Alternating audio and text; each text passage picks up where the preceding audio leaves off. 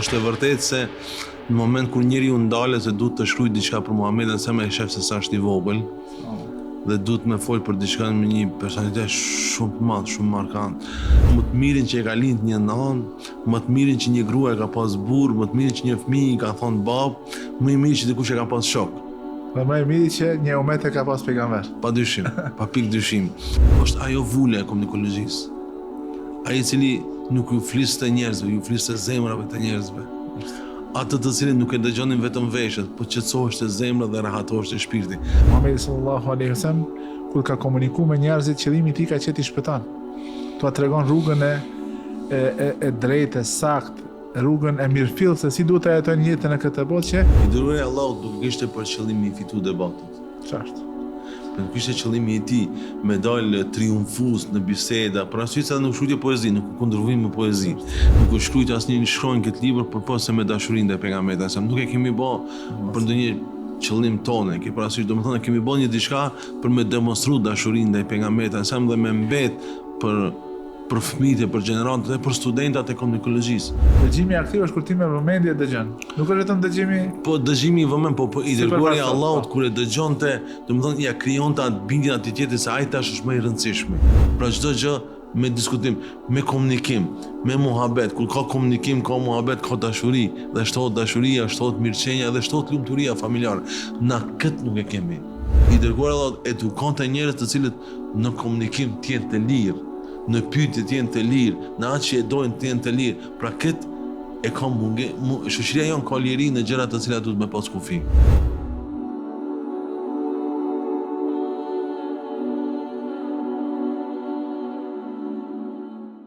Bismillahirrahmanirrahim, në emër të Allahut mëshiruesit, mëshirëbërësit. Allahun e falenderojmë, i pejgamberin tonë Muhamedit salavatet më të përzgjedhura e dërgojmë. Të nderuar vëllezër dhe motra, ju që e ndiqni podcastin Mejlis, sot është epizodi 20 të sezonit të tretë. Sonte e kemi mysafir një personalitet shumë të veçantë, me të cilët flasim për librin e tij të fundit, që quhet Aftësitë komunikuese të Muhamedit sallallahu alaihi wasallam. Një studim analitik. Autori është hoxha i nderuar Hasan Baftiari, të cilit i shprehim mirëseardhjen në podcastin tonë. Faleminderit me sy gjetëm. Besoj që na nuk e kemi për herë të parë që vim këtu. Gjithmonë kur vim e ndjem atë ngrohtësinë e vëllezërisë dhe qetësinë e të folurit, besoj që edhe sonte të kalojmë bukur. Faleminderit shumë. Allah shpërblet. Me të dashnaci që t'ju kemi në mesin tonë. Dhe tham në fillim se shkaku kryesor është libri juaj Aftësitë komunikuese të Muhamedit sallallahu alaihi wasallam. Të flasësh për Muhamedit sallallahu alaihi wasallam, kjo është një detyrë e çdo besimtarit. Sepse në këtë mënyrë ne përhapim traditën e tij, sunetin e tij, mënyrën e të folurit dhe çdo gjë që ka vepruar i dërguari jon Muhamedi sallallahu alaihi wasallam. Por me siguri ekziston ndonjë shkak i veçantë i cili ishte shkak pse ju në këtë kohë kur komunikimi me të vërtetë është rënduar edhe është ndërlikuar, cili ishte shkaku që të flisni për këtë cilësi apo për këtë virtyt të Muhamedit sallallahu alaihi wasallam, për aftësitë e tij të komunikimit. Bismillahirrahmanirrahim. Fillimisht falenderojmë Allahun xhaleshanuhu që na ka bërë musliman dhe që na ka bërë thar të Muhamedit alayhi salatu wasalam. Përshëndetje të përzemërta fytyrës së ndritshme Muhamedit alayhi salatu wasalam, familjes, shokëve dhe të gjithë ata të cilët e ndjekin rrugën e tij gjerë në ditën e fundit.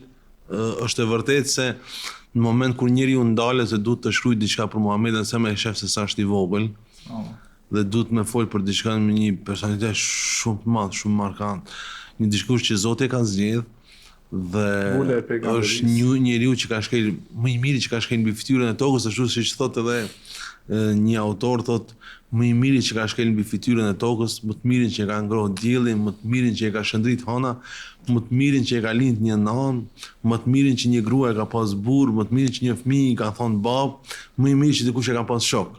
Dhe më i miri që një umet e ka pas pejgamber. Pa dyshim, pa pikë dyshim.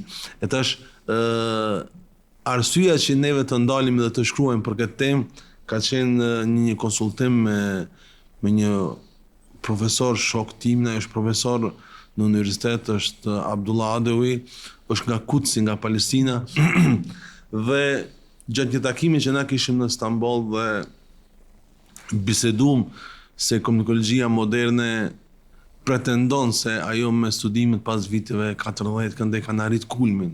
Do të thonë, kjo është komunikologjia, pra arti të folurit, arti i të dëgjuarit, fakt ata mendojnë kështu. Kjo është një art të cilët ne si shqiptar pak se kemi problematik arti të dëgjuarit. Edhe bukuria, artikulimi i fjalëve, body language, do të thonë gjuha e trupit edhe shumë sende tjera, edhe pastaj komunikologjia moderne e arrin kulmin me prodhimin e gjuhës së shfrytëmecave. Edhe thotë kjo është komunikologjia, por në komunikologji ka diçka që nuk është vetëm të flasësh. Ka diçka tjetër kur flet. Dhe personi që dëgjon a kupton atë që e thua ti, mënyrën si e kupton, mënyrën si e përcjell ti dhe pse e përcjell, a ke interesa personal apo edhe shumë për shembull komunikologjia moderne në biznes ka interes personal. Do ti flet bukur për arsye se ke një interes që duhesh me fitu klientellën ose XY. Me ofru produktin, shërbimin dhe u desht me u ndal dhe me mendu se komunikologjia e Muhamedit alayhi salatu wasalam është ajo vule e komunikologjisë. Ai i cili nuk ju fliste njerëzve, ju fliste zemrave të njerëzve. Atë të cilin nuk e dëgjonin vetëm veshët, po qetësoheshte zemra dhe rahatoheshte shpirti. Pra kjo formë u desh më paraqit në libër dhe pastaj erdhën në përfundim dhe dashja Allahu xhaleshanu që të punojmë dhe të arrijmë në këtë që mundum. Për arsye se ke parasysh aftësitë komunikuese të Muhamedit sa nuk ka libër. Nuk ka arabisht. Ka punime shkencore, ese të ndryshme, por një libër komplet që flet duke përfshirë komplet periudhën e sirrës së tij nuk ka, s'ka as arabisht, as anglisht, as në gjuhë tjetër. Kjo është libri i parë. A do të jetë i fundit? Inshallah nuk është i fundit dhe dëshiroj që mos jetë i fundit.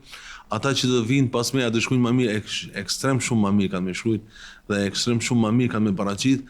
Pra kjo është nga fukaralluku im i asaj që unë kam pas. Modestia jote është kjo që e thua, jo. Ai që e nis një punë, i pari e ka më vështirë. Ndërsa ata që vinë pas atij e kanë një lloj yrneku, një lloj domethënë padyshim tash ne ata pastaj mundën vetëm ta zhvillojnë. E kemi lënë shtyllat kryesore në të cilat mund të zhvillohet komunikologjia në jetën e profetit Muhammed alayhis salam. Tani ata që do vinë patjetër se do bëjnë më mirë se kjo është fukarallëk. Atë që e kom paraqitur me të vërtetë është shumë fukarallëk. Pra se ka shumë të thuhet. Ja, shpresojmë që inshallah e ka kry misionin e vet edhe ka arrit qëllimin e vet në synimin që për të cilën është shkruar. Ju shumë mirë të sekët se në komunikologi është shumë e rëndësishme jeti, qëllimi. Pse ti i drejtohesh dikujt? Profeti jon Muhamedi sallallahu alaihi wasallam kur ka komunikuar me njerëzit, qëllimi i tij ka qenë të shpëton. Tua tregon rrugën e drejtë, saktë, rrugën e mirëfill se si duhet të jetojnë jetën në këtë botë që pastaj në botën e pastajme në ahiret të kënaqen në begati dhe mirësitë e Allahut subhanahu wa taala. I dërguari Allahut nuk kishte për qëllim i fitu debatet. Qartë. Nuk kishte qëllimi i tij me dalë triumfues në biseda, por arsye se nuk shkruajte poezi, nuk kundërvim me poezi, se poezisë duhet të shkruaj poezi për me dalë poezia jote më e mirë, ai nuk shkruajte asnjëherë. Pastaj as nuk i transmetoi asnjëherë. Asnjëri nuk e mësoi përmendje, as nuk i obligoi sahabët që të mësojnë përmendje, që ne vetë i dim sot. Por ai qëllimin e kishte ti fitojë debatin, s'ka problem. Na do të fitojmë zemrat.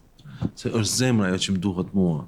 Dhe është pak e rëndësishme kush ka retorikë të fuqishme, është shumë e rëndësishme kush i ofron njerëzit me Allahun xhaleshanu. Pra, kishte edhe objektivi kryesor i të dërguarit Muhammed alayhis salam. Pra ti njoftojmë njerëzit me Zotin. Ti largoj njerëzit nga rruga e gabuar dhe ti njoftojmë me Zotin. Me Zotin. Sa kohë ju ka marrë ky studim? Duket se është studim i cili ndoshta ka kërkuar për juve angazhim pakës më të madh. Unë e pash bibliografinë në fund, kishte një numër kogja i madh i librave që i keni konsultuar para se me shkruajtur apo para se me përpilu këtë libër.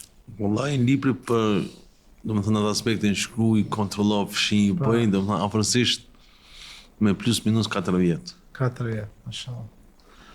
Shpresojmë që Allahu xhaleshanu ti vendosë këto në Peshore mizanin e tasin në Nuk peshore është bë, të nuk mirë. është bë asnjë shkronjë në këtë libër, e them shumë sinqerisht, domethënë këtu pa modesti, nuk është shkruajtur asnjë shkronjë këtë libër përpose me dashurinë ndaj pejgamberit, sa nuk e kemi bë për ndonjë qëllim tonë, ke parasysh, domethënë kemi bën një diçka për me demonstruar dashurinë ndaj pejgamberit, sa dhe me mbet për fëmijët e për gjeneratët dhe për studentat e komunikologjisë. Mund të kenë edhe një bibliografi shtesë, një referencë shtesë në studimet të cilat i bojnë ata. Se në veçantë këto universitetet tona, shumë pak u referohen studimeve nga lindja e mesme në gjuhën arabe, dhe ndoshta ju do të jeni ajo ura lidhëse që ndoshta do të ndikojë në këtë Mundohen ti ta shkëpusin studimin me civilizim. çështë. Ki parasysh, retorika është prodhim i lindjes, nuk është prodhim i perëndimit.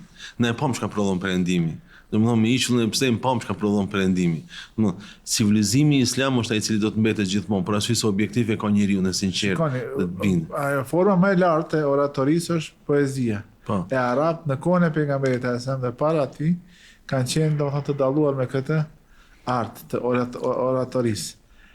Me siguri që këtyre njerëzve do të më ardhë dikush që do t'i pushton zemrat e tyre me veglin e tyre, me mjetin e tyre.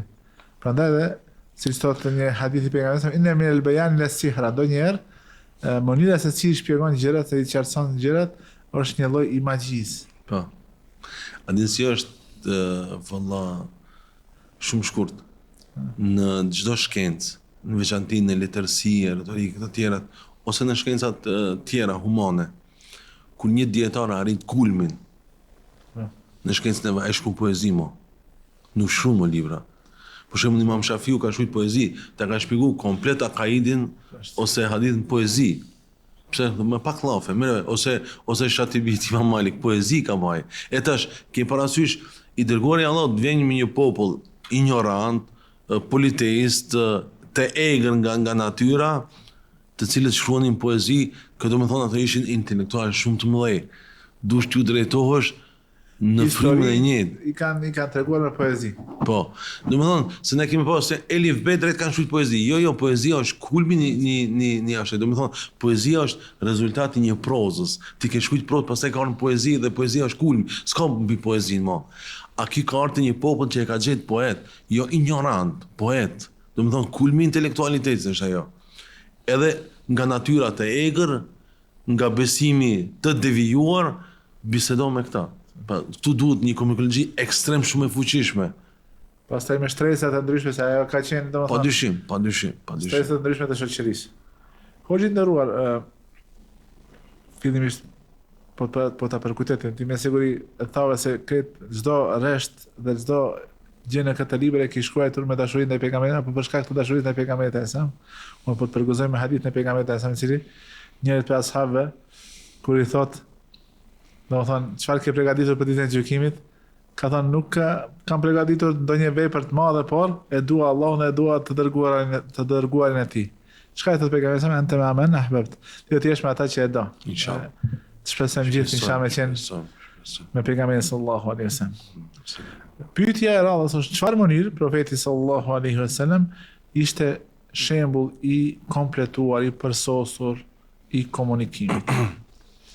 Pejgamberi alayhi salatu wassalam i jepte shembullin e vet në dëgjim. Pra, të dëgjuarit në kohën e pejgamberit nuk ishte thjesht me dëgju ty, se definicioni i fjalës dëgjim do të thonë dëgjoj ty, po i dëgjoj edhe ata të tjerë. I dërguari Allahut përpos sem kishte insat. Që do të thonë nuk ka komunikologjia moderne insat. Pra të dëgjuarit me vëmendje. Pra ai kur dëgjonte ty, ai binte te ti dhe krijon në shkencën moderne dëgjimi aktiv quhet. Dëgjimi aktiv është kur ti me vëmendje dëgjon. Nuk është vetëm dëgjimi. Po dëgjimi i vëmend, po i dërguari Allahut kur e dëgjonte, do të thonë ja krijonte atë bindjen atij tjetrit se ai tash është më i rëndësishmi. Pastaj i dërguari Allahut komunikonte me zemër. I fliste, zërin e tij e dëgjonte veshi. Por automatikisht qetësohej zemra dhe lulëzonte shpirti, lulëzonte. Pra, edhe ata të cilët në momente urrenin kur e dëgjonin thoshin ky flet komplet ndryshe. Pra kishte një komunikologji që i rahatonte njerëzit. Pra komunikologjia e pejgamberit alayhi salatu wassalam ishte ajo që qëllim final kishte ti njoftojmë njerëzit me Allahun xhaleshan, ti drejtojmë drejt Allahut xhaleshan, ti shpotojmë nga kthetrat e idhujtarisë, nga ngushticat që ata i kanë kriju për veten, ti drejtojmë drejt lirisë, nga errësirat, nga padrejtësia që i bëhet Zotit, nga besimet e kota, pra i përdor ta komunikojë, pra kur fliste me njerëzit i dërguari i Allahut, nuk e kthente kokën, e kthente komplet trupin. Dhe i drejtoheshte për mi dhon rëndësi dhe vëmendje. Pra kur uleshte ku ka vend dhe e ndëgjonte me shumë vëmendje personin që fliste. Me shumë vëmendje. A ke mbaruar, nuk e ndërpret. Jo. Kjo është edhe nëse ata e shonin dhe e kritikonin. Domethënë, kritika shumë të rënda ai ndëgjonte edhe kur i thoshte a ke mbaruar, nuk i thoshte thjesht a ke mbaruar, po i përmendte një epitet që ai e donte. Një pseudonim që ai e donte. Pa i thëke ja e Valuelit, a mbarove? A kam drejtun e me fol tash? Pra ama jepni lejen me fol. Pra kjo është ajo që me respekt i ulti të gjithë. Pra sy si i dërguar e Allahut në komunikim kishte komunikim dashurie me familjen dhe komunikim me respekti me publikun e në veçanti me shokët e vet. Shumë e rëndësi kjo qasrit për të cilën ne sot kemi shumë nevojë. Ajo që përmende si insat, që është në realitet praktik dhe sunet i Muhamedit a.s. që ne ta praktikojmë në jetën tonë. Mos nxitojmë me bisedë, me fjalë, me kthimin e fjalës, pa e dëgjuar deri në fund ata çka. Kjo është një defekt shoqëror. Na nuk dëgjojmë me komuniku dhe na dëgjojmë u përgjigj. Na nuk kuptojmë. Nuk dëgjoj për me kuptu, na dëgjoj për mu përgjigj. Na thjesht pa e dëgjojmë dhe përgjigjemi, pra nuk ndalemi ta kuptojmë se çfarë është duke thonë. Pastaj kur ta kuptojsh muhabetin aty ti e shef, a është e rëndësishme mu përgjigj ajo apo është gjë e qartë. Na nuk dëgjojmë me kuptu, na dëgjojmë mu përgjigj. Me bërë rred, arabisht ti e di ka rred me a kthy, domethënë me u përgjigj atij me domethënë mënyrë që unë do dal fitimtar, ai do dal i fituar. Kjo është ajo ideja më e dobët, domethënë me çdo kush me fitu debatin. Kjo është problemi se debatin e ta fiton ai i cili e ka të vërtetën pranë vetes. Se njerëzit duke menduar se nëse e fitojnë në debatin ka arrit diçka, jo s'ka arrit diçka, nëse ai ndoshta me debatin që e ka fitu kushtimisht e ka ndihmuar të kotën ndërsa e ka bërë të vonohet paraqitja e së vërtetës. Ndonjëherë në debate, ndonjëherë ai që e ka të vërtetën me veti, ai e thot në një formë, kjo është komunikologjia, e thot në një formë pak më të dobët, ose ai tjetri që sulmon me pa vërtetën ka oratori më të fuqishme, ose zëri i tij është më kumbues dhe mendon se ka fituar debatin. Por është shumë e rëndësishme publiku që dëgjojnë zemrën e kujt e fitoi. Do thonë, kush nga këta dy fitoi zemrat e publikut? Është gjithmonë zemrën e publikut e fiton argumenti i saktë dhe i vërtetë. Nuk e fiton llafologjia. Lart llafologjisë, pra ajo është ka thuhet shpejt ose me zë të lartë, ndoshta edhe shpejt largohet. Pa pikë dyshim. Dhe sa që ki thonë me sinqeritet, me domethënë qëllim të çiltër dhe të pastër, ajo mbetet tek njeriu, se zemrat janë ashtu të krijuara që ta njohin dhe ta pranojnë të mirën dhe të vërtetën. Ju në libër keni përmendur se i dërguari i Allahut sallallahu alaihi wasallam i mësonte sahabët se bota dëgjon me sy dhe se ai pikturonte kuptimet me fjalë. Domethënë, kuptimet i ka pikturuar me fjalë. Çfarë nuk kuptoni me këtë dhe si reflektohet kjo në komunikimin e Muhamedit sallallahu alaihi wasallam? Shumë interesant se komunikologjia moderne nuk dëgjon me sy. I dërguari i Allahut i mësonte sahabët që të flasin me vepra. Ai tjetri dëgjon me sy. Pra ai tjetri don me të pa. Do të thonë dëgjon thirrjen. Po. Se qëllimi jonë është thirrja që ti thra. Po, kjo është problemi. Pra se jo ti dëgjon me sy. Pra ti dush mund ndërtu se ai tjetri që është duke të pa ty, ai dëgjon me sy. Pra ai don me të pa ty. Pra ti dush me qenë shembulli konkret i asaj që e thua. Pra ai tha Allahu xhaleshanu mos e flisni atë që nuk e punoni. I dërguari i Allahut ishte ai i cili muhabetet e vetë ai paraprinte me vepra dhe kështu i edukonte sahabët. Fjalët e pejgamberit alayhis salam nëse ndalemi ne sot i lexojmë pra ata 5700 hadithe që janë të koleksionuar në 9 libra të hadithit, kaq afërsisht është numri, lart poshtë, do të shohësh se çdo hadith që lexon ta jep atë gjendjen sikur duke ndërtuar para pejgamberit me dëgjues sa ai ka pikturuar me fjalë. Pra, kur ju ka thonë, bënin sejdë, dietarë të cilët e kanë koleksionu hadithin, e kanë fut në koleksionin e hadithit, e kanë komentu, se kanë taku pejgamberin. Se kanë pas si ka ra pejgamberin sejdë. Por aq bukur e ka thonë, ata kanë rënë sejdë. Pejgamberi ka thonë, kur të rinin të shehut lëvizja gishtin këtë mënyrë, se kanë pa tu e lëviz gishtin pejgamberi. Por ajo është pikturimi me fjalë, pra ai fliset diçka, sot komunikologjia moderne shkruan para 10 vjet që sot se kupton.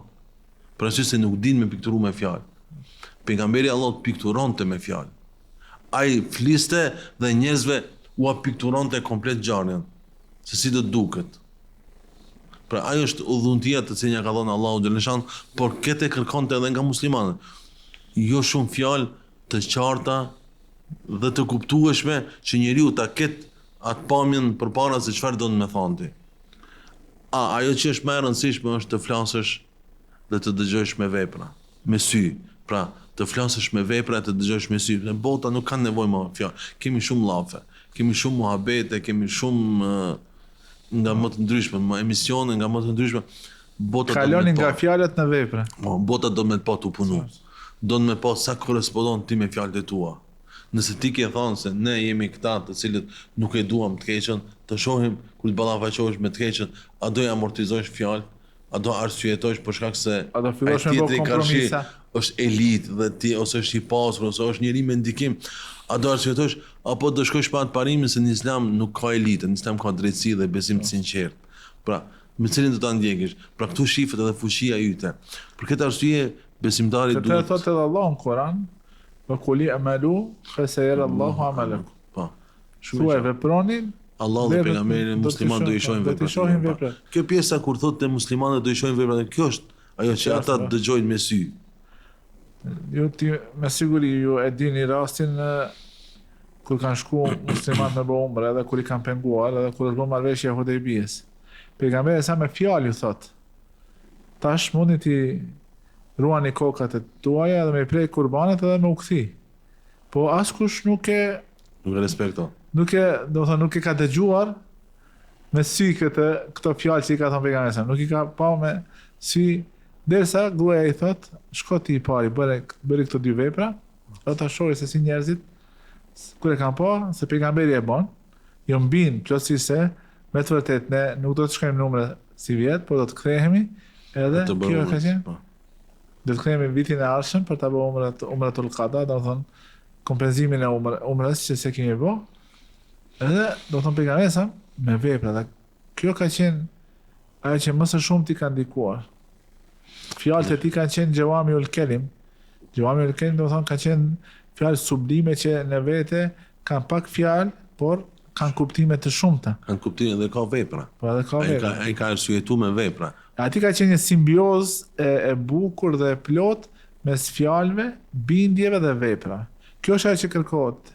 Do të thonë të krijohet një bashkim i besimit me zemër, i fjalëve edhe i veprave të cilët i vërtetojnë fjalët që ne i themi. Kjo është ajo simbioza e imanit, të cilën na e ka sjellë në mënyrën më të bukur, na e ka komunikuar i dërguari jon Muhamedi sallallahu alaihi wasallam. Keni numër të madh të argumente, për shembull, ki shumë hadithe që ka thonë pejgamberi alayhis salam kështu, po ka ditë ka bëu kështu, pejgamberi bërë veprojnë këtë mënyrë, pra është vepra. Është ajo vepra që shërben si argument në sheriat dhe në shumë ajo llogaritet hadith. Ajo llogaritet hadith. Fjalët e pejgamberit sa, veprat e tij dhe ato që i ka konfirmuar apo i ka aprovuar si vepra dikujt tjetër. Edhe me heshtje ato që llogaritet sunet. A ka ndonjë fragment nga jeta e profetit Muhamedit sa nga mënyra se si ka komunikuar, i cili ju ka lënë më së shumti mbresa dhe ka lënë përshtypje të cilët ju shumë, do të thonë, s'do t'i harroni asnjëherë dhe vazhdimisht do t'i motivojnë. Janë dy fragmente të cilat unë nuk i heq asnjëherë nga koka. Njëra është e konfirmuar me hadithe me shumë dietar, tjetra ka përmend vetëm një dietar dhe arsyeja që ai vetëm një e ka përmendur, si ndodhi nuk e kam cek në libër. Për arsye se kam kërkuar për çdo çështje të ketë më shumë se një referencë. Dhe këtu jam bazuar në atë, e ka përmend vetëm një dietar nga Turqia. Ndodhia që më mle më shumë ti në komunikologjia, domethënë në atë aspektin si thot, ajo zhargoni popullor të shkim dritat. Është dialogu i pejgamberit sa me Walid bin Mughirën. Pra, në çdo aspekt shifen, qoftë diplomatik, qoftë politik, qoftë ekonomik, qoftë në çfarë forme këshire, shife ai si e shon pejgamberin alayhis salam. Do të thonë, kjo tregon se ata kanë pas komunikëgji shumë të fuqishme. Ai thot, a mos je i smur, ta gjejmë mjekun më të mirë. Për këtu është sharje kjo, të Abu Dalije. Ai e çmendur. E dyta thot, a mos je duke e vao këtë vepër me ra një vajzës në sy. Do të thonë, a ke probleme me moralin? Të janë sulme. Pastaj thot, a mos ke, do të thonë, dëshirë të bësh i pari jonin, na të bëjmë mbret. Ke parasysh? Pra këtu është konflikt interesi. Pra interesi personal. Apo mos ke nevojë për parë. I mbledh me këtë parë të jap me ti. Pra kjo është ajo megalomania i pangopshëm. Këto janë sharje, edhe pse migja i vetë i tha shumë të kanë dhënë. Pra asysh, më thonë ma mirë mos se çka s'di çka. Por kjo, kur ta shiqosh me syrin kritik, ato kanë kritiku, kanë shoh shumë rënd. Me njërin nga këta pejgamberi sa të zbriste, shumë dështimi i madh do të ishte. Por i dërguari Allahu tregon një qendrim komunikimi i dërguarit Allahu, krahas asaj respekti, do të thonë ambarove dhe mënyra si komunikojmë ata. Po çfarë i tha Hoxhës vet? Do të thonë, që me mbyll këtë proces, do të thonë se nuk vazhdojmë me këtë komunikim me juve, ta mbyllim këtë proces të sulmeve dhe të formave të ndryshme të sulmeve, për arsye se nuk ndryshoj une. Pra, edhe në qoftë se keni mundësi, që do të thonë kjo i vjen ti s'ke mundësi, edhe s'keni mundësi, po edhe në qoftë se do të keni mundësi. Po të kishit mundësi, ta vendoni diellin në krahun e majt ose djathtë edhe hanë në krahun e majt. Pra, e kupton mohabetin, do ti s'ke mundësi njerë me bë. Po edhe në qoftë se kishe pas mundësi, do të thonë këtu i mbyll këtë dyert e pretendimeve të tyre se mund ta ndalim. To do të thonë në gjuhën arabe që të ajiz i ka tregu se sa të paaft jeni. Me gjithë këto, edhe po të kishit mundësi, edhe me bo këta, ju s'keni mundësi të bëni ata, edhe këto do shtë janë vetëm pretendime. Janë vetëm mënyrë që ju, se nese, kur të ballafaqoni me arabët tjerë, edhe me popull tjerë, me thonë, jo, ai Muhamedi alayhissalam e kishte dëshirë me të më bëj më i pasuri, kishte dëshirë me më bëj pari prej neve, edhe pastaj kishin pas argumente për ta njëllosur personalitetin e Muhamedit sallallahu alaihi wasallam. Me shiqu me syrin tjetër, nëse e shohim me syrin tjetër, për shembull në moment kur i kanë thonë pejgamberit, a do të më bëj pari jonë, ai ka mund të më bëj president, mbret. Edhe tani më urdhëru ai çka do të më bëj. Edhe më bëj ndryshime. Por nuk ishte këtu qëllimi. Nuk dua kish pa faqe të prej. I shkon kishte qenë shkak pastaj pakës me njollos, ne tham në fillim se komunikimi Muhamedi alayhis salam ka qenë i bazuar mbi thirrjen. Do të thonë ti thret njerëzit që ti afron pranë Zotit dhe ti largon nga rruga e djallit të mallkuar. Padyshim. Ta kishte planuar këtë, kjo kishte qenë një lloj njolle mbi misionin e tij se pikërisht. Po kishin thënë, kjo dallon prej pejgamberit të kryer, ne dimi rastin e Jusufit i cili ka kërkuar që ta vendosin, por ai nuk ka qenë në atë pozici ku se ka qenë i dërguari jonse. Në këtë rast, ati i ofrohet pozitë me çfarë qëllimi? Që ai të largohet nga misioni i tij. Po. Pra, këtu ka dy sede shumë qarta. Po. Ati i ofrohet, ai merr pozitë për me vazhdu misionin e vet me vepra, duke treguar se unë jam i ditur dhe besnik. Qartë. Pra se bota ka nevojë për njerëz ekspert të lemis dhe të besueshëm. Ne kemi ekspert, s'kemi të besueshëm. Pra kur ti ka një njeri këta dy komponente, edhe ekspert i lemis, asaj që e ka zgjedh, po edhe i besueshëm, sikur sot në politikë, edhe ekspert, edhe i besueshëm, është kulmi një mirësie. Pra këtë dha një sugjerim. Do të i besueshëm, tani dush me përkthi pakas me fjalën i ndershëm. Po dhe i ndershëm, do. Mungon kjo ndershmëri tek shumë. I ndershëm dhe ekspert i lemis, po. Ndershëm do të thonë nuk i nështrohet. Edhe nuk i keq përdorje të mirat e shoqërisë, po, burimet as të mira. Pejgamberi alayhis salatu wassalam thirrjen e tij kishte në liri absolute. Pra, nuk du të detyroj ti të bosh musliman, se të kishte pas mundësi me detyru, kishte detyru Hoxhën e vet që i kanë ndihmu dhe ishte ai antiplumbi kryesori pejgamberit sa gjatë periudhën sa ai jetoi. Pra, antiplumbi kryesori pejgamberit sa në periudhën me Mekas ishte Hadixha dhe migja i vet. me shiqu nga çdo prizëm që na e shiqojmë. Ata ishin ai pancili kryesor që ata e mbronin në forma të ndryshme. Njëra ekonomikisht dhe tjetri e mbronte me emrin të cilin e posedonte si Beni Hashim dhe si Axha i pejgamberit dhe nuk e linte askush me keq trajtu. Sido që tjetë, por i dërguari Allahut tha besimi është i lirë. Na u apërcjellin të vërtetë ata të cilët kur ballafaqohen me të vërtetën e pranojnë. Pra është punë zemra kjo. Atë që Zoti e udhëzon, ai që nuk e meriton udhëzimin nuk udhëzohet. Pra ai që e meriton udhëzimin udhëzohet. Inneke la tahdi man ahbabta. Allahu yahdi man yasha. Ti nuk mund të udhëzosh atë që dëshiron ti. Po, atë që Po ti Allah ke. Po Allah ja ka dhënë çdo aftësi apo çdo, si më thonë, gjë që e ka pas në të nevojshme pejgamberi sa me prezantuar Islamin në mënyrë më të mirë dhe më të përsosur. Më të përsosur dhe që ka më tepër efekt. A pastaj a e pranon a nuk e pranon, kjo nuk është. Na e kemi për obligim, ne si e kemi kuptuar, ne kemi për obligim kur e dëgjojmë hadithin e pejgamberit sa që ka thënë Allahumma inni qad balagt, o Zot unë e përcjella. Por ne nuk e kemi përcjellën formën e pejgamberit. Pejgamberi sa më ka përcjellën çat formë që i kalon pa frymë njerëzit. Domethënë e ka përdor me komplet komunikologjin. E ke parasysh ai komunikologjia, komunikimi i pejgamberit sa më ka qenë ai i cili e ka marrë zemrën e njeriu dhe ka bërë çish ka pas çefaj dhe ja ka kthyer përsëri. Tani mbaje. Pra, ashtu siç thonë dietarët, ai ka bërë shpirtin me lulzu kur ka ndet me atë. Pra njeriu i ka harru komplet jetën e vet, komplet historinë e vet, ka qëndruar para është hum duke ndëgjuar. Edhe pse ai ndoshta ka dërguar një muhabet shumë thjesht, por mënyra që ka komunikuar me shpirtin e njerëzve, me zemrat e njerëzve, për arsye se ai ka dhënë rëndësi.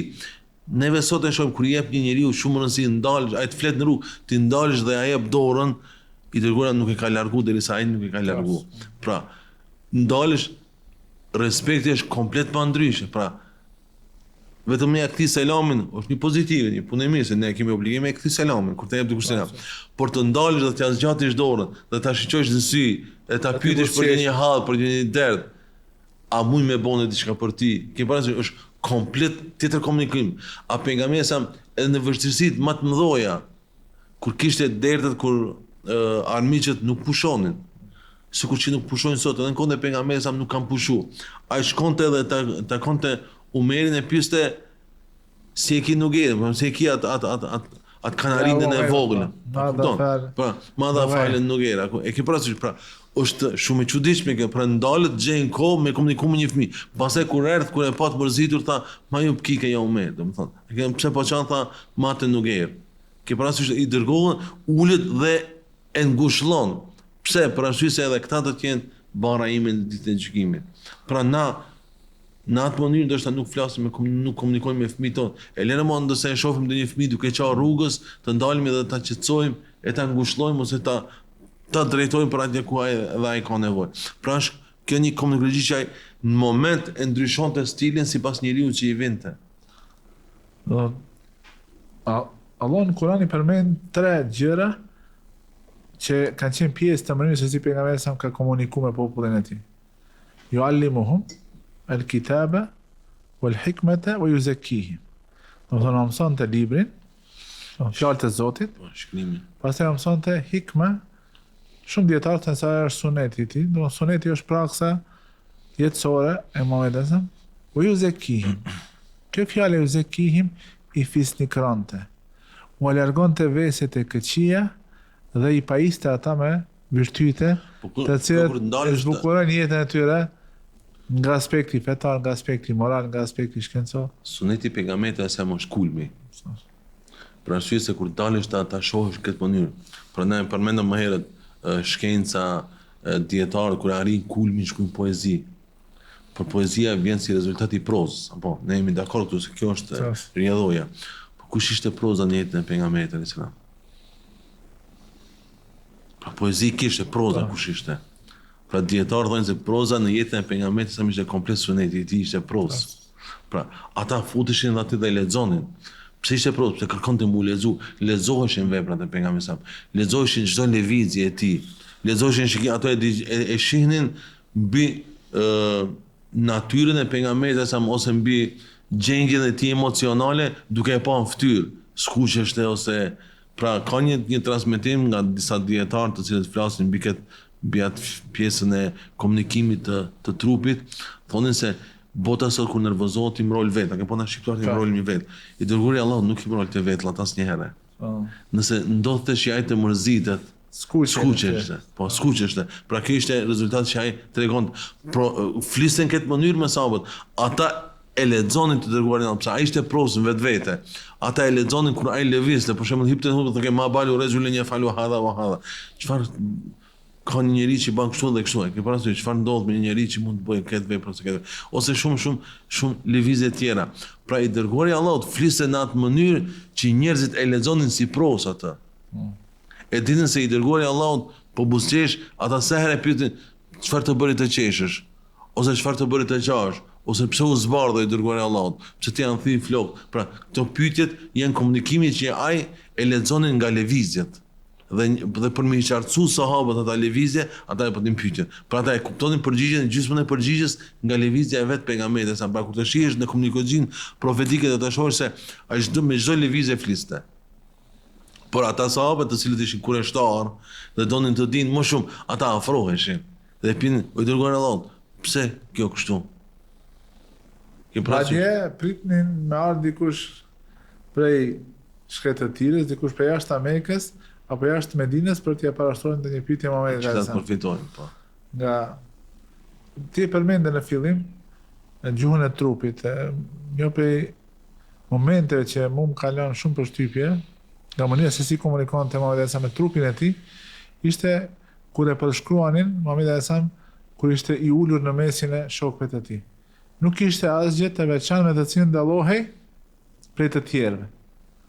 Don trupi i tij ka reflektuar modesti, ka reflektuar integrim të plot, edhe në asnjë mënyrë nuk është veçuar prej shoqërisë ku ka jetuar. Kjo është, për shembull, ka transmetim ku ka ardhur dikush prej jashtë ka thënë, cili është Muhamedi për juve. Me minkum Muhammed, e kam thënë, kush është nga ju është Muhamedi? Po, kjo është, nuk e kanë dalluar. Po, kjo është problemi se ai kur ka thonë se nuk ka elita në Islam. Në Islam ka besim të sinqert, devotshmëri dhe drejtësi. Pra në Islam nuk falet presidenti, nuk arsyetohet i pasuri dhe nuk dënohet vetëm i varfër. Po, të gjithë para ligjit, para të vërtetës janë të njëjtë. Për këtë edhe ai këtë e jetonte me vepra. Pra ata ai fliste me sy, ai jetonte me vepra. Pra gjindesh te njerëzit ata bisedon. Ndodhia e dytë që unë dua shpesh e ceki, pra kjo është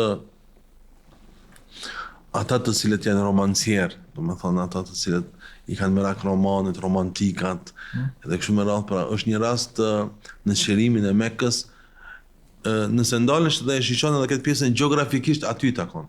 Ajo është vendi, ke parasysh, por në disa transmetime nuk është kjo. Domethënë ka transmetime të ndryshme që e kundërshtojnë këtë që e ka thonë ai dietari i Turqisë. Çdo që të jetë, e bukur është këtu. Në shërimin e Mekës, pejgamberi alayhis salatu këtë sahabë shpërndan në shtëpitë e veta që kishin të uzurpuara. Dikush prej sahabëve pyet pejgamberin alayhis salam thotë tani thotë ti ku? Thotë në këtu. Thotë pa nuk të shkojë në shtëpi, thotë jo, thotë se nuk është shtëpia ime. Thotë e kanë marrë, thotë e kishin marrë djemtë e miqës tim, djemtë e Ebu Lehebit. Por sikur ta kishin ata, thotë do të shkojnë ata mirja. Thotë po ata nuk e kanë. Ata e kanë shit. Dhe tani thotë ki që e ka blerë, thotë çfarë fajm ka mu, thotë se në nxjerrë thotë burin e ujë për shtëpisë vet, ai e ka blerë shtëpi, pra nuk e kanë djemtë e hoxhës tim. Thotë po mirë, thotë na kret në shtëpia ti në rrugë. Sikur nuk shkon kjo. Ke parasysh, thotë tani thotë ne duhet thotë ta gjejmë një hall, ta gjejmë një zgjidhje. Thotë ku ta ndërtojmë çadrën tonë, thotë afër varrit Hatixhës. Pra kjo është një transmetim që e përmend një dietar i Turqisë, nuk e kam cek librin, se është vetëm aty cekët. Por kur thuhet se ku e ka ndërtu çadrën pejgamberi sa gjeografikisht aty qëndron, por nuk janë këto fjalë. Pra në veprën që ka thonë ndërton me çadrën taj vendi, nuk kanë qenë ky komunikim. Po. Por ai Turqisë përmend thotë drejt afër varrit Hatixhës, pra mirënjohje për këtë sakrificën e misionit që ka bërë Hatixha. Jo rastisht një grua mori selam nga Allahu xhaleshanu. Pra, këto janë, ose jo një grua, për shembull si thonë një dietar një universitetit amerikan thotë kështu.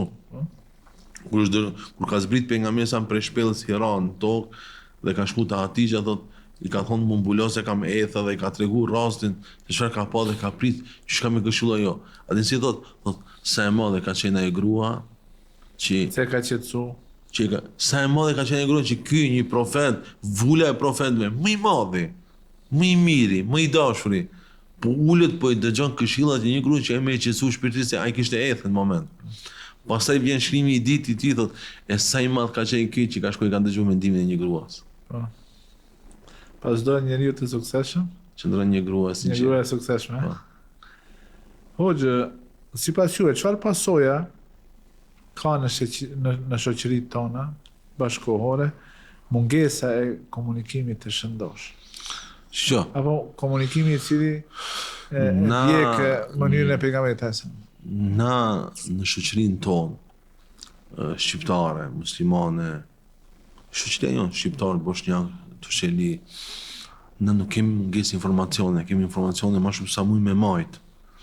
Na kemi mungesë komunikimi pozitiv E kemi shëndosh. bingarku hard diskin. Pra, na kemi informacione asa na s'kemi nevojë dhe asa na s'mujmë me mbajt. Pra kemi shumë informacione dhe na mungon komunikimi. Kur na mungon komunikimi, mos flasim për atë komunikimin e shëndosh. Pra shoqëria ndërtohet me komunikim të shëndosh. Pra, pse i thonë muhabetit? Muhabet nga dashuria se ti kur ndalesh dhe komunikon, ti shton dashurinë. Pra, problemet familjare, unë asnjëherë nuk mund ta pranoj një gjë që kur i dëgjoj disa emisione ose kur marrim pjesë në një zëng familjare, e ke pasi thonë, unë ndam si ishim shumë ndryshe. Në Islam bashkë është e bukur e martesës. Shumica e dietarëve thonë burri dhe gruaja s'duhet me mendu njësoj. Thonë se s'ka bukuri, thonë duhet me mendu ndryshe. Pse thotë kur mendojnë ndryshe, ato ulin dhe diskutojnë për me arrit deri në qëllimin. Nëse mendojmë njësoj. Bashkëtesa mes dy të ndryshmeve është ajo bukuria. Po, por arsye se nëse na mendojmë njësoj, atë nuk konsultohemi, se një apo bëj se njëjtë është edhe ajo sikurune. Jo, në Islam duhet me mendu ndryshe, total ndryshe, se ajo të obligon me ul dhe me diskutu dhe me ardhmë një qëndrim të përbashkët dhe me vendosë në fund a e fejojmë vajzën, a e martojmë djalin, ose a e blejmë këtë shtëpi, ose a e shesim këtë pronë, ose a bëjmë këtë lëvizje, pra çdo gjë me diskutim, me komunikim, me muhabet. Kur ka komunikim, ka muhabet, ka dashuri, dhe shtohet dashuria, shtohet mirëqenia dhe shtohet lumturia familjare. Na këtë nuk e kemi. Se na edhe kur mendojmë, kur flasim për ndoken për me kriju lidhje familjare, edhe i jep të drejtën vajzës dhe djalit më ul me diskutu, thot ishim shumë ndryshe, mendonim shumë ndryshe për çështje. Po kjo është pozitive. Ata e mendojnë negative. Pra kjo është vrastare nga komunikologjia moderne. I dërguari Allahut thotë kur të mendosh Se pas mungesës së komunikimit qëndrojnë edhe Edhe zënkat e sekrete, padyshim, problemet, edhe padyshim. shpiknisje për shumë konflikte, mosmarrveshje, dhe sa kur ka komunikim, edhe nëse janë qëndrimet e kundërta, nëse kemi qëllimin që të gjejmë një gjuhë të përbashkët, atëherë shumë netë që Po nëse nuk ka mendime ndryshe, nuk Çfarë, ulemi me çfarë? diskutu. Sa atëherë jemi të njëjtë. Por mendimi ndryshe është na bën. një lloj konformizmi që e quajnë, Po dyshim, pejgamberi alayhi salatu wasalam uniformizmi. ka pas raste sahabët mendonin ndryshe pi pejgamberit, sa pra e ke luftën e Bedrit. Ai pse i konsultonte? Kur tha i dërguar Allahut, a Zoti ka thonë mendet këtu? Çfarë i than sahabët thonë? Pse kiç që po thot mendet këtu, a i vogël duket fjala e këtij. Pra është fjala e një pejgamberi. Tha, I ndihmuar nga Zoti, i Po. udhëzuar nga Zoti. çfarë lirie shprehje se nuk e kena na këtë liri sot. Domethënë, haro, kjo liri nuk ekziston sot. Fol, i lirshëm thuj, domethënë kundërshtoj urdhrin e pejgamberit, thuje mendimin tënd.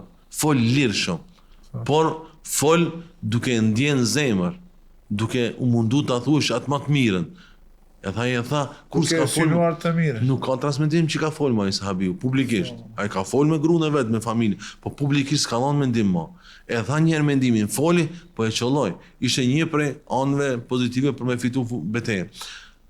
Por i dërguar Allahut edukonte njerëz të cilët në komunikim të jenë të lirë, në pyetje të jenë të lirë, në atë që e dojnë të jenë të lirë. Pra këtë e ka shoqëria jon ka liri në gjëra të cilat duhet me pas kufi.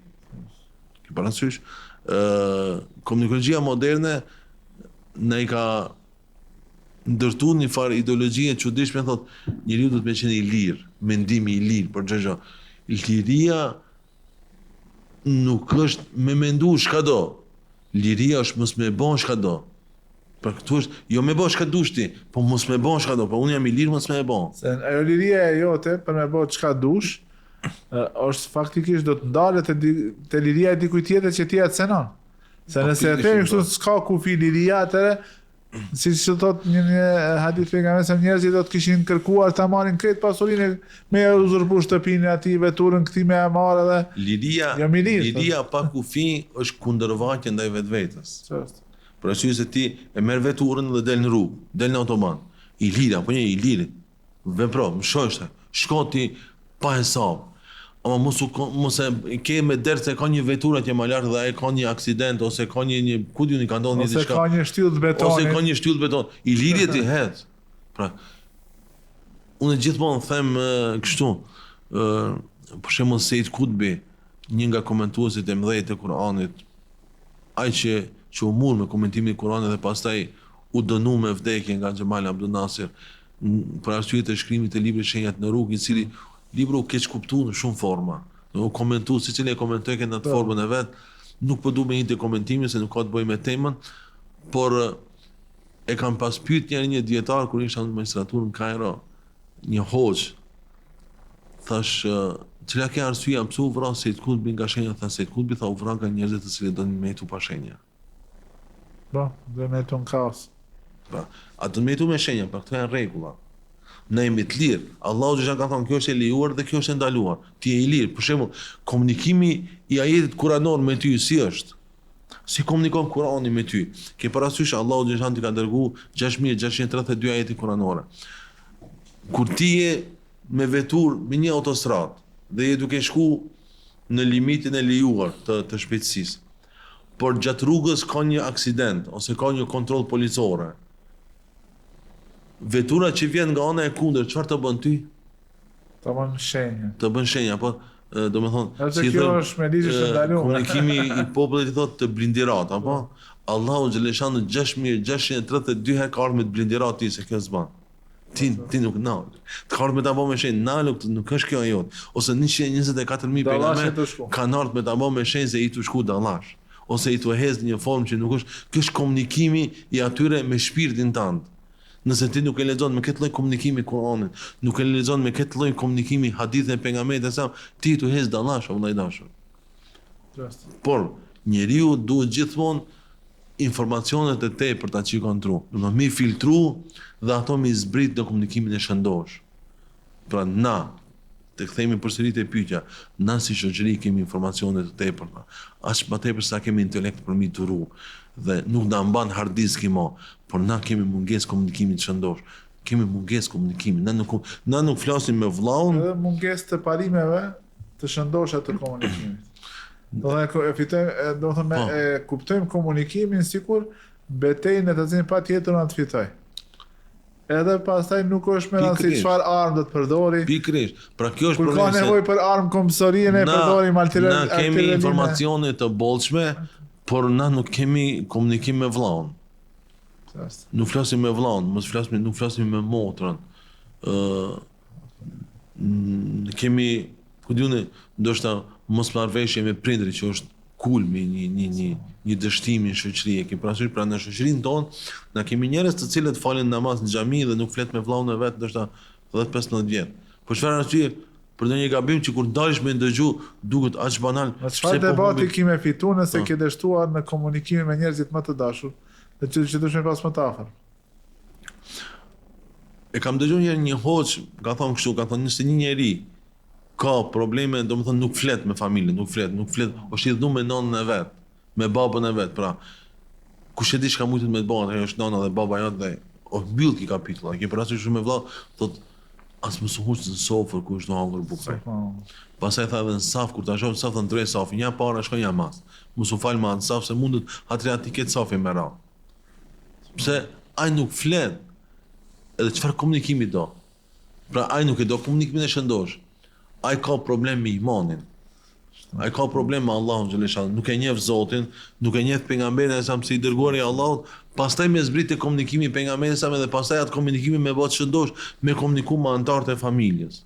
Si ka mundësi ti nuk flet me vllahun tan? Si ka mundësi ti ke arsye pse unë nuk foli me vllahun tan? Çfarë arsye mundesh me pas?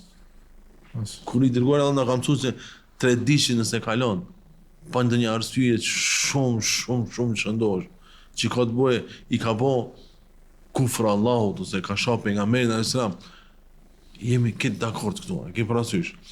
Por me ndonjë gabim shumë të vogël dhe ti nuk flet 3 ditë dhe pastaj shkon dhe falën në saf të parë në xhami. Sejdë për këmbë, për Allahun, pa Allahut ka thonë dush me dash, me respektu, me shku mi aqajt hallin dhe dertën, me pa, na nuk komunikojmë me kojshit, na shkupjan kemi qenë shumë të veçantë në komunikim. Pra, çdo shtëpi ka pas një kapexhik, apo? Mes kujshike. Dhe kojshika me kojshiken kanë komunikuar nëpërmes kapexhikit, i thojnë pa teklif, apo? Pa ndonjë pengesë. Nëse kojshikës i kanë ardhur musafir, përpara kanë ardhur musafir pa lajmëruar, apo tash kena filluar na me mesazhe, përpara s'ta ka lajmëruar. Në iftar kanë ardhur 20 veta pa lajmëruar. Ke parasysh? Sot e bisedojsh me bashkëshortën time, tha tash të lajmërohet e krijohet një situatë stresi. Jontar misafir do të më bëvë, përpara vishin pa para lajmëruar dhe shumë ma lehtë. Ma me bereqeti te i karesh. Para kanë jetu ma të thënjën e urtë arabë. Dhe thjeshtësia ka ekzistuar. Gjithmonë ndërtoj, domethënë rregulloj shtëpinë, pastroj shtëpinë, sikur janë duke të ardhur musafir. Sa të çdo moment kanë prit musafir. Komshika, kur i kanë ardhur komshikës, domethënë komshikësve të musafir pa lajmëruar, sa e ka ditë që pa lajmëruar, ajo komplet darkën që e ka bërë për familjen e vet e ka marrë, ka transferuar te komshikja, mi dhon me hangër. Ky është komunikim me vepra. Ç'është? Pse e ka ditë se kur asaj kanë më ardhur musafir pa lajmëruar, kjo kam ia dhënë darkën e vet. Ke parasysh? Pra, na këtë lloj komunikimi shpirtëror, na nuk e kemi më. I dërguari Allahu dhe kishte dhe kojshit e pejgamberit sa jo çdo herë ishin musliman. Pejgamberi sa bashkëvepronte me borxhe, me biznise, jo me musliman. Jo çdo herë me musliman, po kishte borxh apo vdishme me një borxh që e kishte ndonjë çifuti. E tash ai kur e ka marr borxhin, kur e ka kthyer një pjesë, ka pas komunikim aty. Ka pas komunikime, ke parasysh, pra na nuk e kemi këtë lloj komunikimi. Na nuk e kemi këtë lloj komunikimi në shoqërinë tonë, pra në familje. Kur ti dështon familje, ti automatikisht ke dështuar shoqëri. Se familja jote dhe familja e tjetrit dhe aty tjetrit XY formojnë shoqërinë. Na nuk kemi komunikim të shëndosh në familjet tona. Na nuk ndalim nëse nona të tregon 10 herë të njëjtën muhabet, se është plagë dhe asaj është normal me tregu 10 herë të njëjtën bisedë, nuk ka haruar se të ka tregu. Pra e ytja shka është me dëgju. Por jo mja prish zemrën dhe e ma ke ndërku të regu dhe të herë këtë moment. S'ka lidhën, dëgjoje. A ca ke mundësi me e dëgju. Por mos me thy zemrën, na e thejmë zemrën. Na uljujmë me hangër në sofër duke mos u kujdes për komshiun tonë, a ka me hangër ajo. A është i smur, a ka parë me ble ilaçe. Pra këtë lloj komunikimi e kena humb. A ky është lloji komunikimi që pejgamberi sa komplet botën e ulin dy gojë. Komplet bota mbet e shtangur para këtij lloji komunikimi, pra komunikimi me etik, komunikimi e përfitimit të zemrave bëhet me vepra. Nuk i përfiton të zemrat pejgamberi sa se dilte mbante hutbën e xhumas dhe dersin para dëni këshill me ashabës sufer. Ajo ka qenë mësim për momentin ose komunikimi me Aishën për ndërtimin e të drejtës familjare pastaj nga hadithet e saj.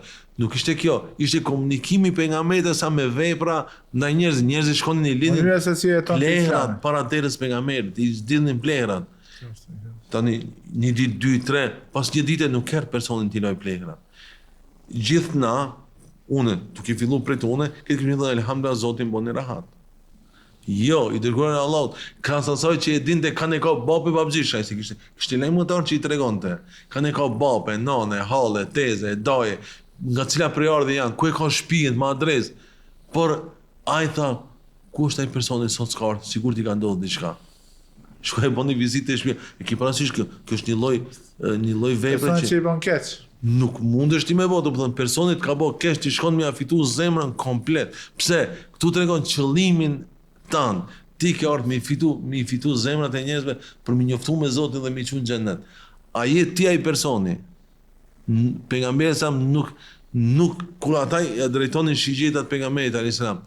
ai nuk përzitesh te përket, pse fundit kur dikur të shan në Islam ne na mësu pejgamberi sa nuk kthehet me monedhë dhe një. Kjo është lloj komunikimi verbal i dytë. Domethënë nuk kthehet me monedhë dhe një, se fundi ai ka treguar vetveten. Tani ti tregoj vetveten tonë. Ai e tregoi vetveten e vet me hudhjen e pleherave para derës sonë. Edukatën e tij, ti tregoj edukatën tonë. Shumë e thjeshtë. Pra, asnjëherë vepra e keqe nuk kthehet me monedhën e njëjtë.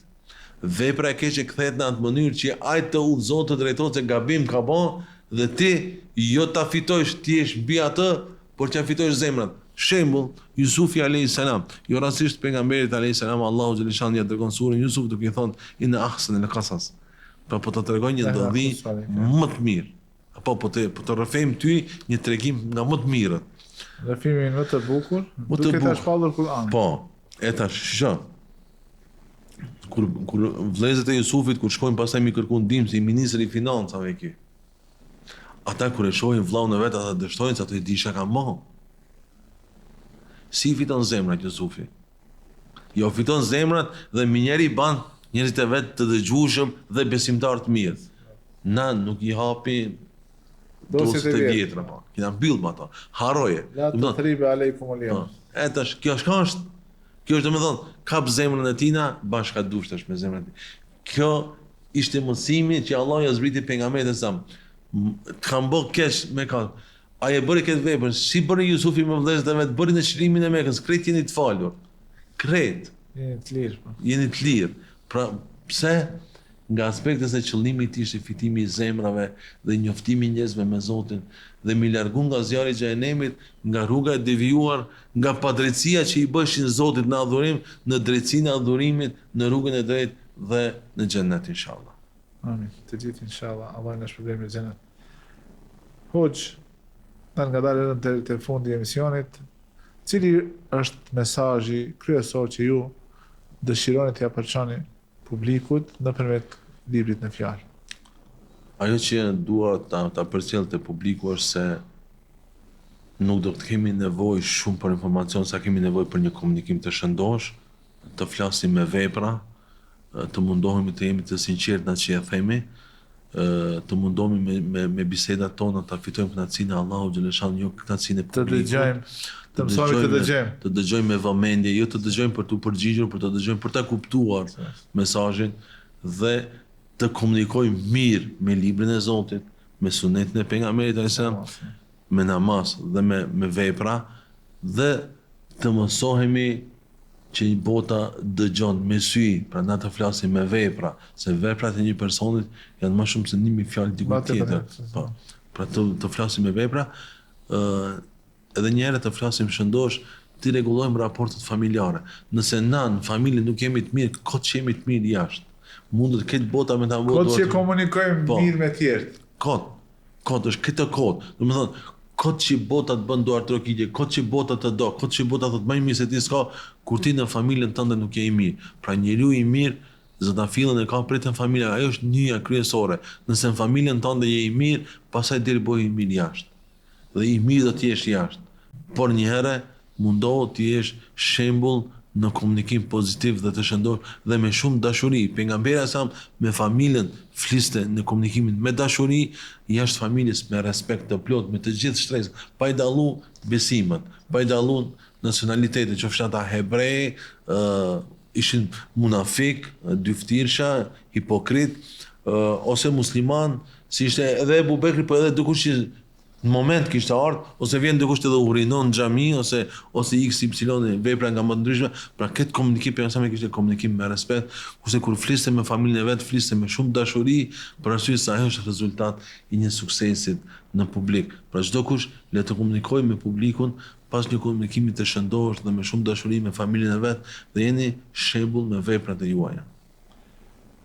Dosta prej çështje që më shumë la përshtypje është se aftësia e pejgamberit e sa me komuniku me secilin.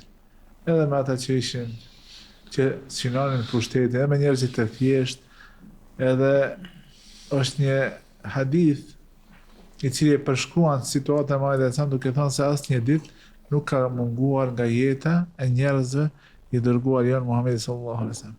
Kjo është e bukur. Vazhdimisht ka qenë pjesë e jetës së shoqërisë. Shpalljes së Kuranit ndodhin në shpellën Hira, po. Kjo është Një lloj izolimi.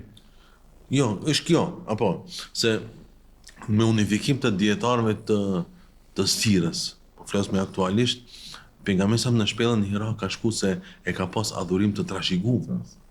Pra, i kishte pa kisha, domethënë murxhi duke shku, duke izolu, duke meditu, atë ka pas ti trashëgim, nuk e ka pas prodhim ka vetvete. Ja të hanë, ata kanë përshkruar, kur kanë përshkruar fillimin e shpalljes, ka thonë, po vetmohej në shpellën Hira për ta adhuruar Zotin e tij. Po, mirë po këtë si adhurim e ka pas të trashëguar. Domethënë e ka pa te murxhi. Gjatë udhëtimeve të biznesit. E ka pa te murxhi se ata veçohen edhe ki u veçoheshin nga padrejtia që ndodhte në shoqëri. E bukur diku është për me tregu se Islami është fe e shoqërisë, duhet të ballafaqohesh me shoqërinë. Jo rastisht Allahu do të jep të shembull në Kur'an. Kur'ani është libër edhe ilustrues, njëra nga pikat është ilustrimi. Pasi ka zbrit pejgamberi sa nga shpella Hira dhe e pruni mesazhin tokë dhe ja kumtoi shoqërisë me kase, qoftë elicës, qoftë atyre më të ultive, qoftë robërve. Asnjëherë A ka hip në shpellën Hira? Asnjëherë. Pse e kuptoi se Islami nuk izolohet. Islami kërkon jetë shoqërore të ballafaqohesh me shoqërinë. Ndryshimin pozitiv me shoqërinë. Ti du jo mu izolu, s'ka me ik këtu. Dush me që jo rastisht Omeri erdhi në fund tha nuk ka dhe dorëheqje në Islam. Pse po dorëheqje? Domethënë son ballafaqohesh, s'ka dorëheqje. Deri në fund. Ballafaqohu. Pra tregoj fuqinë tonë.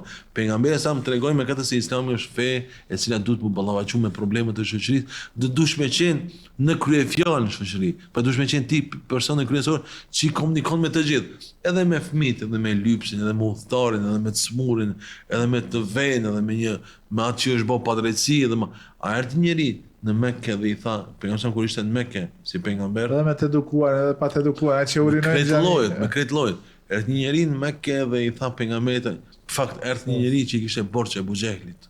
Ebu Xehli kishte borxh millon aty një lloj biznesmeni. Edhe shkoi te ajo paria me kasë që jeton ishin në moment afër qavës, e ke parasysh qendra ku takoshin njerëzit ishte qavja. Dhe u afrua aty dhe ata donin që ta përbuzin dhe ta nënçmojnë të dërguarin e Allahut. Dhe i tha, më ndihmon dikush se ta Amar ibn Hisham kam të parë mi marrë dhe s'mjep, a më ndihmon dikush me ndërmjetësu me mi dhonë, ato në lloj loje i thanë po ajtë ndihmon. Ka shku të ajtë ndihmon. Pejgamberi sa kur ka shku te dera, i ka rënë derës se Abu Xehli ka dalë te dera, dhe i ka thonë kthea borxhin. Çuditërisht njerëzit e ndjekën e hinin mrena e mur borxhin ja kthej. Kur e pyete jashtë kanë thonë, çfarë ndodhi? Na pritëm se ti kime i shumë. Domethënë, na pritëm se ti thave se unë kam ja bën kështu, kam ja bën kështu. Tha, më ka dalë, tha një diçka, një deve shumë e këtu më përbi. Domethënë, ai ka bë. Pse?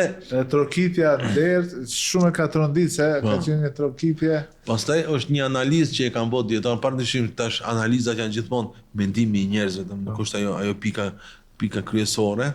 Kur ka bërë pejgamberi sa dua, o zot, forcoi sa më njërin nga dy Omerat, pra Amar ibn Hisham dhe Omer ibn Khattab. Ku është qëllimi? Pra nëse na analizojmë jashtë udhëzimit hynor që aty s'kemi qasë, domethënë, pse Omeri udhëzu dhe Ebu Xehli vazhdoi me pabesimin e tij dhe derisa përfundoi në të njëjtën mënyrë, than Ebu Xehli është ballavaçuar me të vërtetën më shumë se Omeri. Ai ka pa mrekulli më shumë se Omeri, por nuk e kalon me ndjemallësia. Ki tjetëri nuk kishte më ndjemallësi, një herë ballavaçu me të vërtetën dhe e pranoi. Pra ishte qëllimi se nuk u pranoi Islami se e zgjodhi Zoti ket. Jo i ballafaqoi me të vërtetën të dytë. Biles njërit i dha më shumë hapësirë që mos ta akuzohet se Zoti e zgjodhi ket këtë që në xhenem, a është pa drejtësi, se ka mujt të dytë. Se duaja e profetit, a është pa drejtësi. Domethënë se ka selektu, ka bë dua selektive. Jo, ai ka mujt të dytë më bë musliman.